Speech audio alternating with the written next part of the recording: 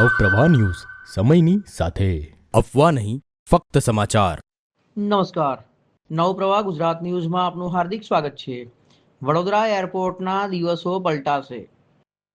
Airport પર cargo સેવા આગામી 1 મહિનામાં શરૂ થશે। વડોદરાથી આંતરરાષ્ટ્રીય ઉડાન માટે કવાયત તેજ। ડોક્ટર હેમાંગ જોશીએ કરી ઉચ્ચ સ્તરીય બેઠક।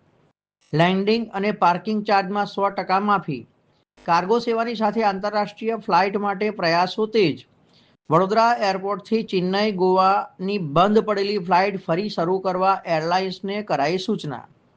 કેન્દ્ર સરકારની મંજૂરી બાદ વિકાસ કાર્યોને વેગ।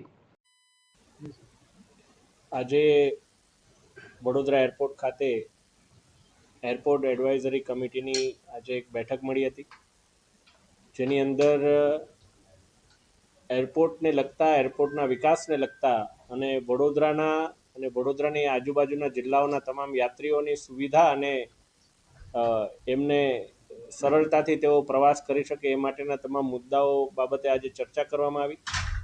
મુખ્યત્વે એરપોર્ટના વિકાસની બાબત કરીએ તો આપણા ગુજરાત સરકારની અંદર આવનારા બજેટમાં, ગત બજેટમાં એટલે આવનારા દિવસોની અંદર એમણે જાહેરાત પણ કરી છે કે વડોદરા એરપોર્ટના ડેવલપમેન્ટ માટે એક ચોક્કસ બજેટ પણ ફાળવ્યું છે અને એને લઈને એરપોર્ટ ઓથોરિટીના માધ્યમથી કયા પ્રકારની તૈયારીઓ છે એને લઈને પણ ચર્ચા કરવામાં આવી છે।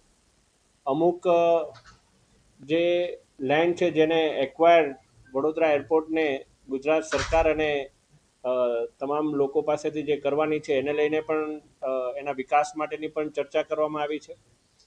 ખાસ કરીને આવનારા દિવસોની અંદર આપણા માટે એક સારા સમાચાર કે જે વડોદરા અને મધ્ય ગુજરાતની તમામ ઇન્ડસ્ટ્રીઝને લઈને જે એક ચિંતા છે કે અત્યારે લોજિસ્ટિકલી વડોદરાની ઇન્ડસ્ટ્રીઝને કાર્ગો શિપમેન્ટ માટે થઈને ખૂબ અગવડ પડી રહી છે।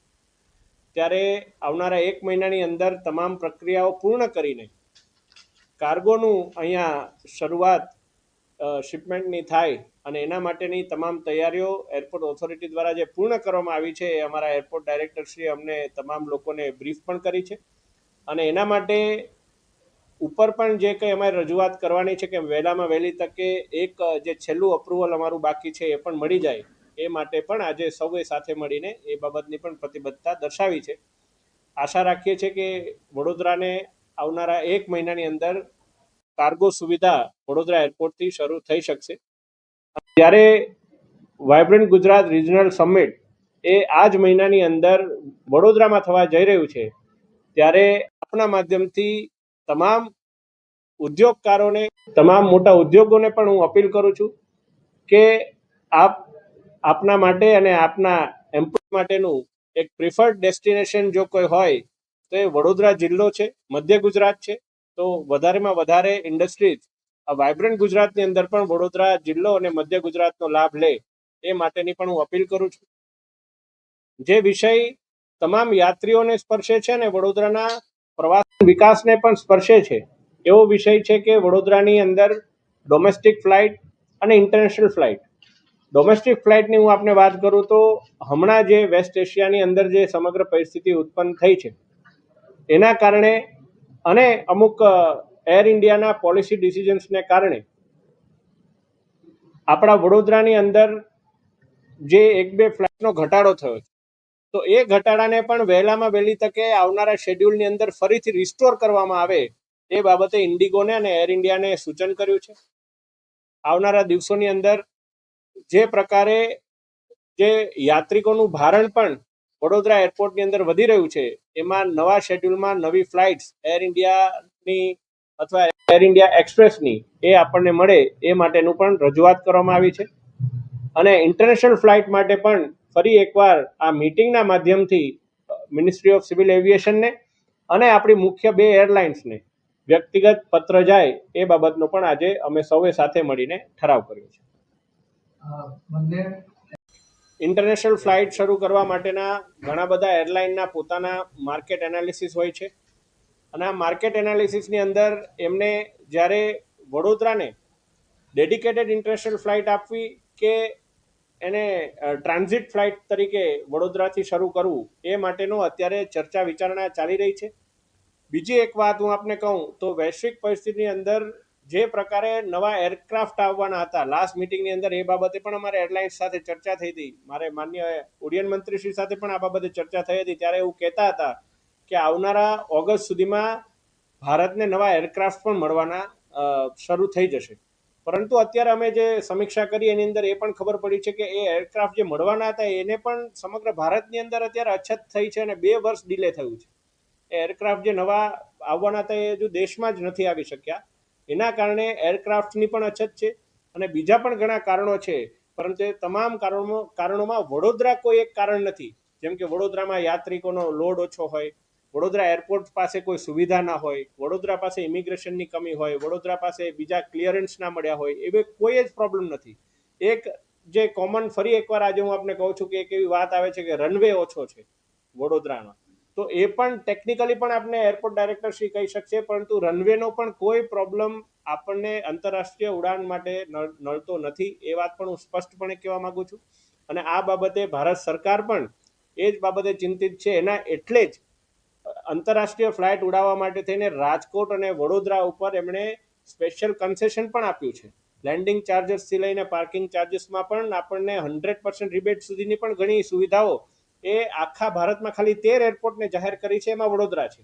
એટલે ભારત સરકાર દ્વારા અને રાજ્ય સરકાર દ્વારા પણ આ બાબતે ખૂબ પ્રયાસો કરવામાં આવી રહ્યા છે. આપણે આશા રાખીએ છીએ કે એરલાઇન્સ પણ વહેલામાં વહેલી તકે આ બાબતે એમનું કામ શરૂ કરે. આજે એ બાબતે પણ વિસ્તૃત ચર્ચા કરવામાં આવી છે. એવા 180 કરતાં વધારે જે પ્લેસીસ છે, લોકેશન્સ છે, એને ચિહ્નિત કરવામાં આવ્યા છે. એમાં 100 કરતાં વધારે જગ્યાઓને નોટિસ પણ બજાવવામાં આવી છે. અમે આપના માધ્યમથી પણ અપીલ કરીએ છીએ કે આ એક ખૂબ મોટો આપણે સુરક્ષાનો અને સલામતીનો ઇસ્યુ છે. આમાં વ્યક્તિગત સગવડને ધ્યાનમાં ના રાખી અને આપ સૌ પણ જે કોઈને પણ નોટિસ મળી છે એમાં કોઓપરેટ કરવું જોઈએ. અને નહીં થાય તો આગળ જે સરકારી રાહે કાર્યવાહી કરવાની હશે એ માટે પણ આજે કલેક્ટરશ્રીને અમે સૂચન કર્યું છે. માધ્યમથી હું આશ્વસ્ત કરું છું કે પાણીની સમસ્યા છે, પરંતુ પાણીના કારણે કોઈ દિવસ એરપોર્ટમાં અસુવિધા ઊભી ના થાય એ બાબતનો અમે સતત પ્રયત્ન કરી રહ્યા છે. આ વિસ્તારના લોકપ્રિય ધારાસભ્યશ્રી પણ પોતે માનનીય મંત્રીશ્રી છે અને એ બાબતે એ પણ એરપોર્ટ ડાયરેક્ટરશ્રી સાથે સતત સંકલનમાં હોય છે. એટલે પાણીના કારણે કોઈ પ્રોબ્લેમ તો નહીં જ થાય, પરંતુ જ્યારે આ વિસ્તારનું સમગ્ર પાણીનો અત્યારે ઉકેલ આવે છે, લોંગ પ્રોજેક્ટ છે, આપને પણ ખબર છે, કોર્પોરેશન દ્વારા એ કરવા જઈ જ રહ્યા છે. ત્યારે આનો પરમનન્ટ સોલ્યુશન આપણે મળી જશે. પરંતુ હાલ પૂરતું જે પાણીની વ્યવસ્થા આપણે કરી છે, વ્યવસ્થામાં કોઈ ઉણપ ના આવે એ માટેની અમે ચિંતા કરી રહ્યા છીએ. 1 મહિનાની અંદર વડોદરાને સારા સમાચાર મળી શકશે.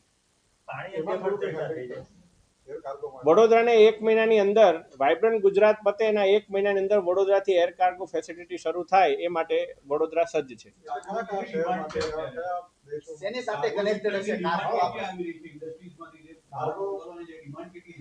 કાર્ગોની ડિમાન્ડ એટલે આટલી વધારે છે કારણ કે વડોદરા અને મધ્ય ગુજરાત એ પાવર ક્ષેત્રનું હબ છે. વડોદરા અને મધ્ય ગુજરાત એની અંદર જે તમે મોટી ફાર્માસ્યુટિકલ કંપનીનું નામ લો એ પણ અહીંયા છે. અને વડોદરા અને મધ્ય ગુજરાતની અંદરથી સૌથી વધારે એક્સપોર્ટ પ્રોડક્ટ્સ ફાર્મા અને પાવર સેક્ટર બંનેની એટલી જ જાય છે. એટલે કાર્ગો શિપમેન્ટની ડિમાન્ડ એટલી છે કે એકવાર શરૂ થશે પછી એની અંદર વૃદ્ધિ જ થવાની છે, એનો ક્યારે ઘટાડો નથી. એ જ્યારે પણ કાર્ગોનું શેડ્યુલ નક્કી થશે ત્યારે આપને વિસ્તૃત માહિતી આપવામાં આવશે, કારણ કે એની અંદર એરપોર્ટ ઓથોરિટી કરતાં વધારે એરલાઇન્સ સાથે વધારે ડિપેન્ડન્સી આપણી રહેતી હોય છે.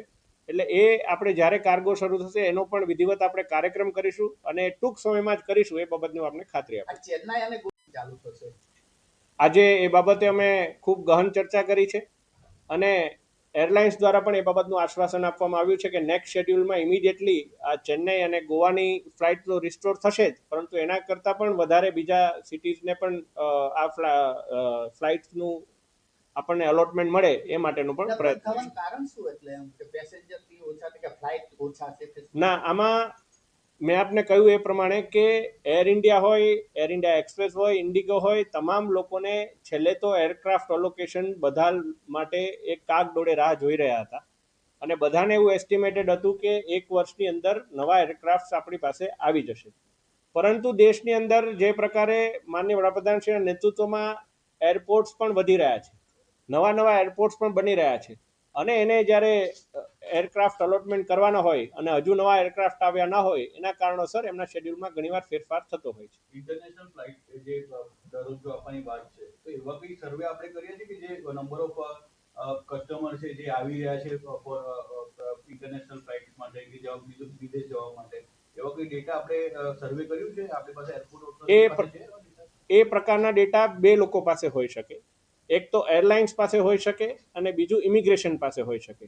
કારણ કે માની લો હું વડોદરાથી છું, મારે યુકે જવાનું હોય તો જે તે ઇમિગ્રેશન ડિપાર્ટમેન્ટને ખબર હોય કે આ વડોદરાના ટ્રાવેલર છે એટલે મહિનામાં આટલા ટ્રાવેલર્સ આપણે ગયા છે. પરંતુ આપણે ફરી એકવાર વડોદરાને માત્ર વડોદરા જિલ્લાનું એરપોર્ટ ના ગણી અને મધ્ય ગુજરાતનું એરપોર્ટ ગણાવી રહ્યા છે.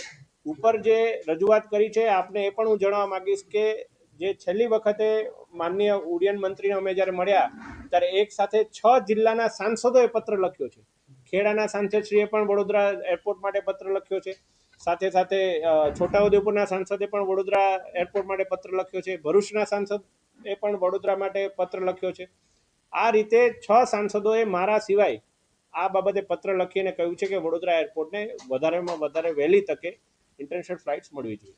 એક ખાસ તો અહીંયા પાર્કિંગનો એક મેજર પ્રોબ્લેમ છે, ખાસ તો રિક્ષાને હજી એન્ટ્રી નથી આપતી, તો એના બાબતે કોઈ છે કે પ્લાનિંગ?